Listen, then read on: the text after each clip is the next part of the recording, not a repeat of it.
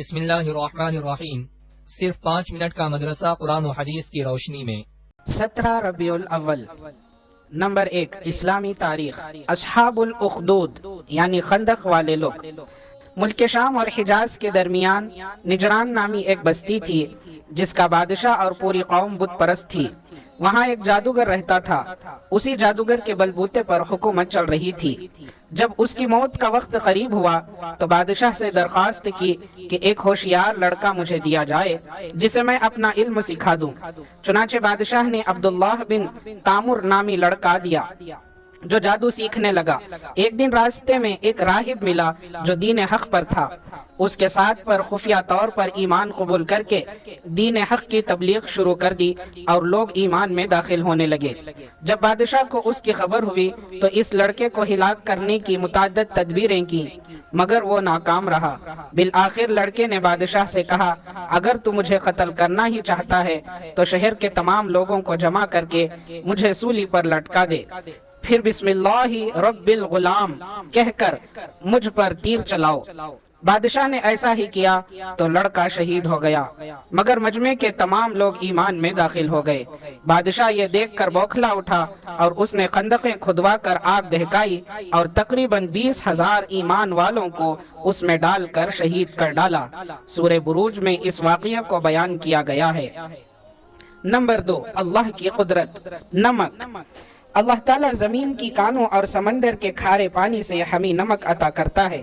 سمندر کے پانی سے نمک بنانے کا طریقہ یہ ہے کہ اس کھارے پانی کو چھوٹے چھوٹے کیاریوں میں جمع کیا جاتا ہے، پھر سورج کی دھوپ اور گرمی سے پانی جذب ہو جاتا ہے اور نمکین مادہ زمین کی سطح پر نمک بن جاتا ہے جس کو ہم اپنے کھانے پینے کی بے شمار چیزوں میں شامل کر کے مزیدار بنا لیتے ہیں۔ بلا شبہ اللہ تعالیٰ ہی اپنی قدرت سے پانی کے اجزاء کو ختم کر کے ہمارے لیے نمک پیدا کرتا ہے۔ نمبر 3، ایک فرض کے بارے میں۔ غسل میں پورے بدن پر پانی بہانا۔ رسول اللہ صلی اللہ علیہ وسلم نے فرمایا، جسم کے ہر بال کے نیچے ناپاکی ہوتی ہے، لہٰذا تم بالوں کو دھو اور بدن کو اچھی طرح صاف کرو۔ ترمذی۔ فائدہ: غسل میں پورے بدن پر پانی کا پہنچانا فرض ہے، اس لیے خصوصاً سر کے بالوں، داڑھی وغیرہ کی جڑ میں پانی پہنچانا چاہیے اور عورتوں کو اپنے بال کھول کر غسل کرنا چاہیے تاکہ پانی بالوں کی جڑوں میں پہنچ جائے۔ نمبر 4، ایک سنت کے بارے میں۔ بلندی پر چڑھنے اور اترنے پر ذکر۔ رسول اللہ صلی اللہ علیہ وسلم اور آپ کے لشکر کے لوگ جب بلندی پر چڑھتے تو تکبیر یعنی اللہ اکبر اور نیچے اترتے تو تسبیح یعنی سبحان اللہ پڑھتے۔ ابو داؤد۔ نمبر 5، ایک اہم عمل کی فضیلت۔ اپنے اہل و عیال پر خرچ کرنا۔ رسول اللہ صلی اللہ علیہ وسلم نے فرمایا، اگر آدمی اپنے اہل خانہ پر ثواب کی نیت سے خرچ کرے تو یہ خرچ کرنا اس کے حق میں صدقہ ہوگا۔ بخاری۔ نمبر 6، ایک گناہ کے بارے میں۔ جھوٹ کی نحوست۔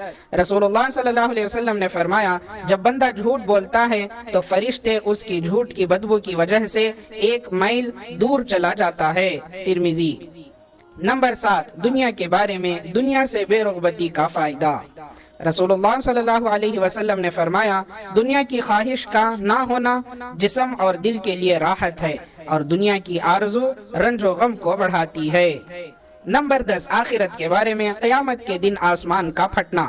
قرآن میں اللہ تعالیٰ فرماتا ہے، جس دن قیامت قائم ہوگی اس دن آسمان پھٹ کر بالکل کمزور ہو جائے گا اور فرشتے آسمان کے کناروں پر آ جائیں گے اور تمہارے رب کے عرش کو اس دن 8 فرشتے اٹھائے ہوئے ہوں گے۔ اس دن تم پیش کیے جاؤ گے تو تمہاری کوئی بات چھپی نہیں رہ سکے گی۔ سورہ حاقہ آیت نمبر 16 تا 18۔ نمبر 9، طب نبوی سے علاج۔ کھڑے ہو کر پانی پینا مضر ہے۔ رسول اللہ صلی اللہ علیہ وسلم نے کھڑے ہو کر پانی پینے سے منع فرمایا۔ ابن ماجہ۔ کھڑے ہو کر پانی پینا معدے کو نقصان پہنچاتا ہے، اس لیے اس سے بچنا چاہیے۔ نمبر 3، قرآن کی نصیحت۔ قرآن میں اللہ تعالیٰ فرماتا ہے، اے ایمان والوں، تم آپس میں ایک دوسرے کے مال کو ناحق طریقے سے مت کھاؤ مگر جو مال آپس کی رضامندی سے کی ہوئی خرید و فروخت سے حاصل ہو تو اس کو کھانے میں کوئی حرج نہیں۔ سورہ نساء آیت نمبر 29۔